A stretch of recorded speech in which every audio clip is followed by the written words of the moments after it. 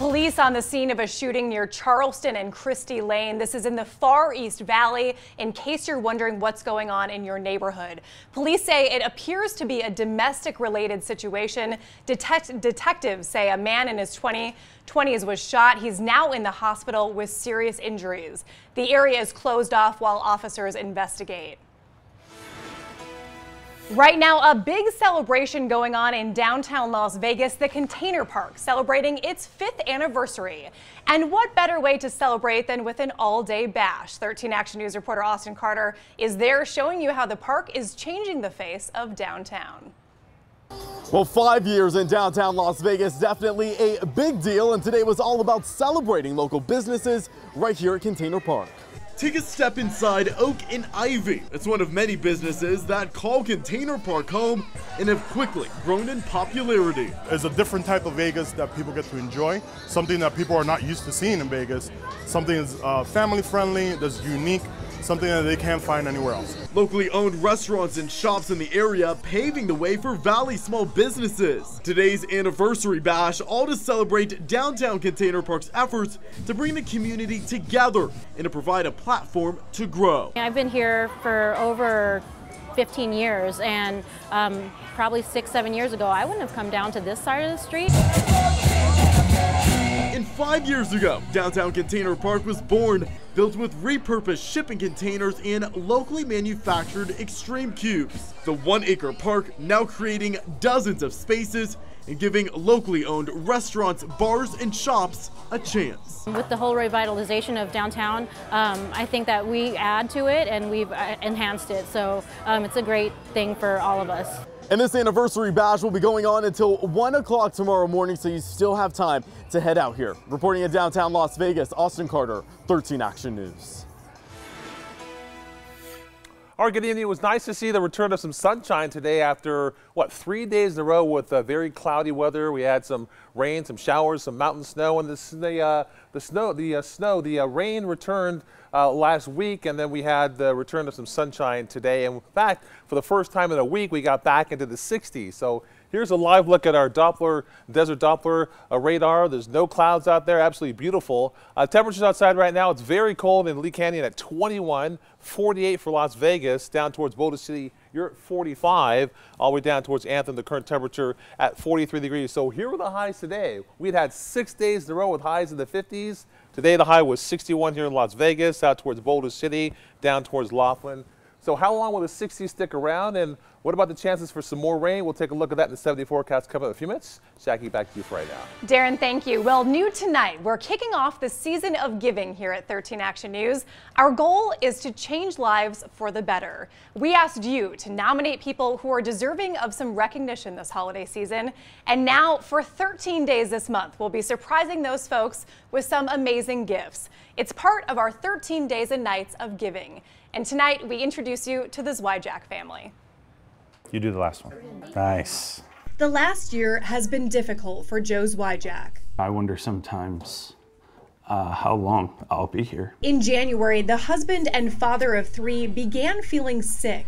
He went to the hospital and left with a life-altering diagnosis: stage 5 kidney failure. Really, the only options at that point are kidney dialysis and transplant. These are Natalie's best friends. Yeah. Despite the diagnosis, Joe's wife, Jessica, was determined to stay positive.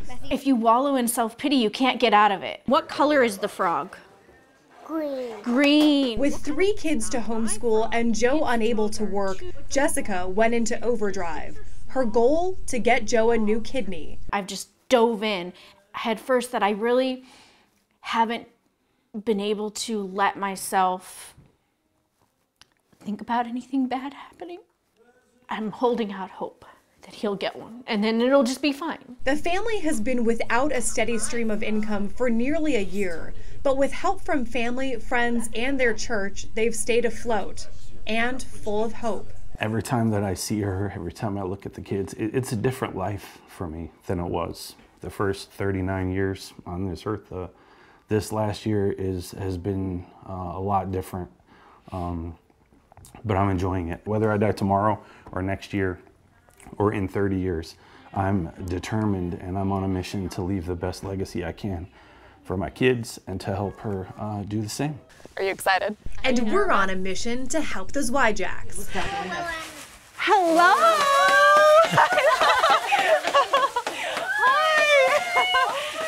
Go Knights, go! Go Knights, go! Look at you! My name is Jackie. We're from Channel 13 and the Vegas Golden Knights Foundation. I know my parents. Of course, yes, we know. We know your parents very well. So your mom, Amelia, sent in a nomination for you for our 13 Days and Nights of Giving. Okay. She said that you and your family have been going through a bit of a tough time over the last year. Yeah. We're going to help you financially. I know you guys are dealing with a lot of medical bills, and we're also going to make sure that you guys get to go to a Golden Knights game as a family. Yes. Woo, yeah. Yes. Thank you, Jan. Yeah, yeah.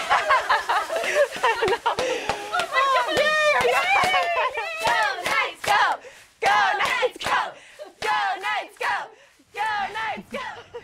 Such an incredible family there and just so deserving of this. 13 Days and Nights of Giving is sponsored by Subaru Las Vegas, America First Credit Union, and the Vegas Golden Knights Foundation. Well, it's a new era for Las Vegas's minor league baseball team. Forget the 51s, they're now the Las Vegas Aviators. The name change honors the legacy of Howard Hughes, a true Renaissance man who had a passion for aviation. The logo is great. It's very fitting for Hughes. It's an awesome name, really. It sounds really cool. The new ballpark will host its first home game on April 9th. The state-of-the-art stadium will seat more than 8,000 fans, and the views will be pretty great. Fans will be able to see Red Rock Canyon and the Strip. And the new team name and logo sparking a lot of conversation on social media. On our Facebook page, Mandy writes, 51s is way better, more unique. Aviators sounds a little bit like a boring baseball name. And Joseph says, should have been the Silver Kings. Brian commented, logo is awful, cluttered, and confusing, so people are not too thrilled with it yet. Let us know what you think on Facebook.com/KTNV Las Vegas. And since the Aviators are a minor league team, there's talk of bringing a major league team to Las Vegas. According to the Review Journal, a group is working with investors to build a stadium and possibly bring a team to town. The MLB commissioner has called Las Vegas a viable market for the sport. The league will be here next week for winter meetings at Mandalay Bay. And we are continuing to follow a developing story in downtown Las Vegas. Fire investigators believe a duplex fire may have been arson. It happened near 13th and Stewart. Fire crews were called out overnight. No one was home at the time, but smoke damage extended into the apartment next door. Firefighters say yesterday a maintenance man told them he saw a hole in the wall of the unit that caught fire. As he was fixing it, a homeless man confronted him and made threats. And right before the fire broke out, witnesses saw that same man throw something through the window. We spoke to the family that lost everything. Just got our house, good. We're finally getting back on our feet. Everything's been going good. It's not right. Once we learn more, we'll keep you posted on air and online at ktnv.com. Also downtown, another fire overnight injured 2 people, including a firefighter. It happened at a vacant motel near 7th and Carson. Firefighters saw several squatters running from the building when they arrived. They say one person jumped from a second-story window to the sidewalk and was seriously injured. A firefighter suffered a shoulder injury. A dish best served cold. 2 ice cream shop workers refuse to let their Baskin-Robbins get robbed as they fight off an armed criminal. And you hear about the contaminants in food and drink, but what about cannabis? What's being done to test for tainted THC? Plus, we're showing you easy ways to make some extra cash this holiday season. Welcome back. New video tonight. A robber asks for 1 scoop too many when 2 Baskin-Robbins employees fight him off. It happened in Seattle around Thanksgiving. You can see the guy walk in, and once the female employee gets behind the counter, he grabs her apron and pulls a knife, demanding money. And so my coworker grabs his knife and kind of throws it at him. So he's just like, whoa, and then he turns around like he's gonna leave, but then he comes back and tries to jump over the counter. Terrifying. Well, when the crook comes back for more, one of the workers starts punching and kicking till the guy leaves with just $6. The female cashier called her coworker a hero and bought him a well-deserved cup of ice cream. Well, the historic Huntridge neighborhood of Las Vegas now has a new alleyway art project. Local artists are beautifying the walls from Huntridge Center. This is at Charleston and Maryland Parkway. The project started from a local artist who has helped others in the neighborhood. A resident helped her by spreading the word on Facebook, gaining interest of other artists. We've got a ton of response. The initial Facebook post that started it all. Yeah. I mean, oh, me. So, a lot of people want to be involved. And then when, a little bit of money came in to play it, well, even more, so which was great. So and that'll attract some more people to come help out. If you're an artist or know someone who may want to be involved in the Huntridge murals, we have information online at ktnv.com. New tonight, if you're looking to make a little extra cash over the next few weeks, all you need to do is find a busy family. Care.com surveyed families that say they need more sitters more than ever right now to finish their holiday shopping. So they can go to holiday parties and even get the gifts wrapped. Parents are also looking now to hire for New Year's Eve. But it goes beyond just babysitting. Even more families say they want to hire a housekeeper over the holidays. It could likely turn into a regular gig. They also need someone to help run errands, grocery shop, and decorate. If they happen to have a dog and are traveling over the holidays, they might need a pet sitter. Someone to keep an eye on the house. It may seem like basic stuff, but because it's the holidays and some of these jobs might be last minute, they're willing to pay a little more. Take a look. You could earn on average almost $16 an hour for babysitting. Helping care for an elderly family member, housekeeping, and pet sitting, all around $17 an hour. How do you get these gigs? Check out care.com and Facebook Marketplace. Whether it's medicinal or recreational, cannabis has to be treated with care. 13 Chief Investigator Darcy Spears exposes what could crop up and what's being done to test for tainted THC. Cannabis users are consuming marijuana in food, drinks, lotions, vapes, and smokes with new products on the market all the time. Before pot was legal, drug dealers didn't care much about product safety, but now state leaders have a mission to ensure what you're buying from the dispensary shelf is safe. This is a GC mass spec triple quad. A high-tech term of the science trade you might not associate with marijuana. Oh, that sounds fancy. Yes, it is very fancy. This instrument costs around $400,000. Wow.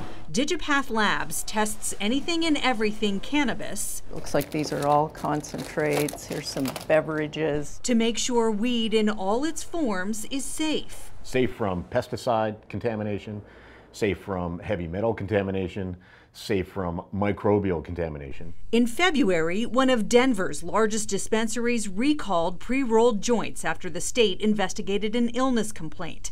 It found the product in question contained potentially unsafe levels of yeast and mold. Colorado is also looking at pesticides in pot.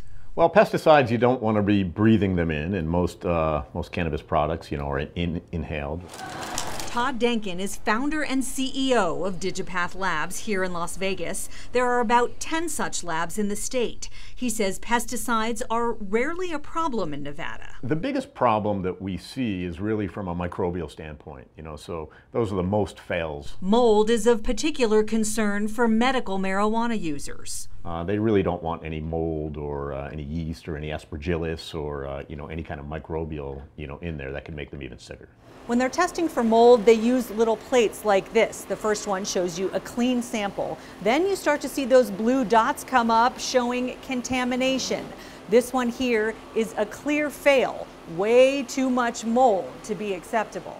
And that comes from somebody in a grow who is doing something not so clean. Following state standards, Digipath tests for 24 different pesticides, plus E. coli and salmonella. Plants are loaded with bacteria, as well as molds and heavy metals, including cadmium, lead, mercury, and arsenic.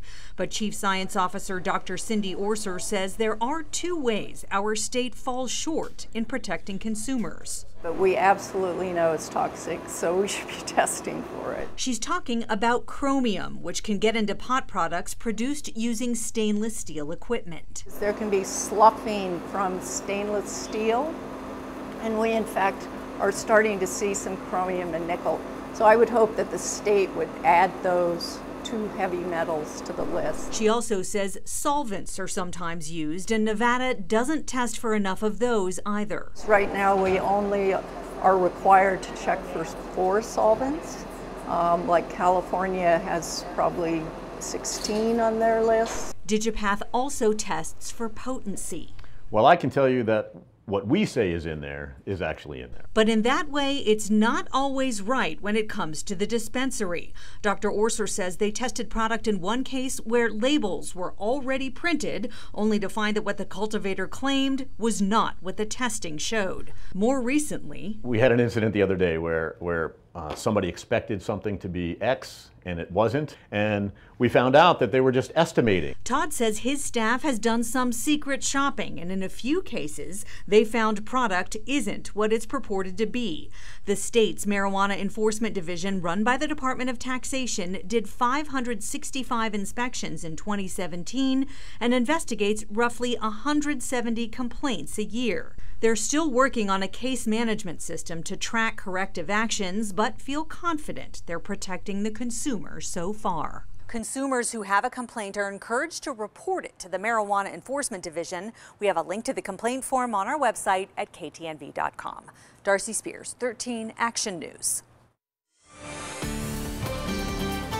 Now, 13 First Alert Weather. Well, hello there. Today was a nice recovery that we've had the past 3 days. Wednesday, Thursday, and Friday, lots of cloud cover. We had off and on showers, and today was absolutely beautiful and actually warmer than normal. The high was 62 today. The normal high is only 57 degrees, and we've got a nice 70 forecast heading our way. So live look outside this evening, just a few clouds around. I think by tomorrow morning we'll get down into the lower 40s for us here in Las Vegas. Some of you get down to the 30s. So right now currently we're at 48 degrees. The winds are calm. The dew point very dry at 42 degrees. Other numbers around the area, pretty pleasant out there. If you're in North Las Vegas, you're at 46, as well as Boulder City. Centennial Hills, you're at 44. Some a little bit warmer, the current temperature at 46 degrees. So numbers around the area, you can see Overton, you're at 40, Lake Mojave down to 55, as well as Laughlin currently. Anthem, you're at 43, and Prairie, the current temperature at 44 degrees. So the sunshine returned today after 3 murky days in a row. High pressure is back. That's the reason why it was beautiful today, and it'll be beautiful tomorrow as well. And then we'll notice some changes as we head towards Tuesday in through Thursday. The pesky winds will return because we have a couple of disturbances that'll move through the area. So here's a look at the future cast, and you'll notice a couple of clouds for us on Monday. The same for us as we head towards Tuesday. Maybe a couple of snow showers up towards the mountains, but other than that, though, the weather is going to be very quiet for the next maybe 2, 3, 4, 5 days in a row. All right, so we'll get down to about 41 tonight.